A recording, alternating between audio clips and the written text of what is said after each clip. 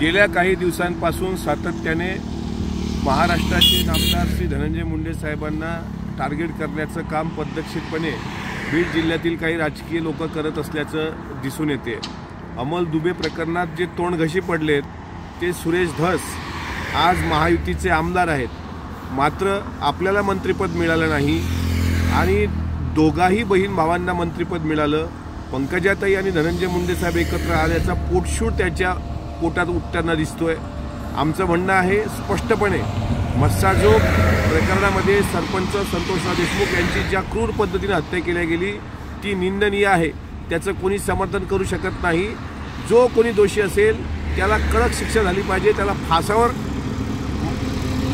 दिल्या गेलं पाहिजे, या भूमिकेचं सुरुवातपासून आम्ही स्वागत करतो आहोत आणि तीच भूमिका आदरणीय मुंडे साहेबांनी मांडली।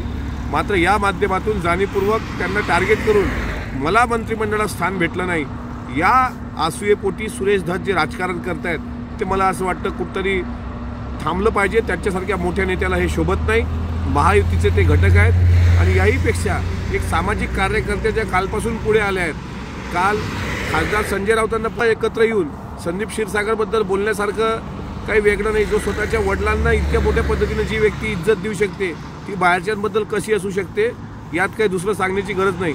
मात्र जाणीवपूर्वक एकाच व्यक्तीचं राजकारण संपवण्याची सुपारी सुरेश धस यांना कुणी दिली, त्यांनी का घेतली याचं स्पष्टीकरण एकदा महाराष्ट्राच्या समोर आलं पाहिजे आणि मस्साजोग प्रकरण वळतं करायला, डायव्हर्ट करायला आणि आपली मागचे काळे कारनामे लपवायला सर्वांनी एकत्र मिळून काही वेगळं राजकारण सुरू केलंय का हे सुद्धा तपासलं पाहिजे।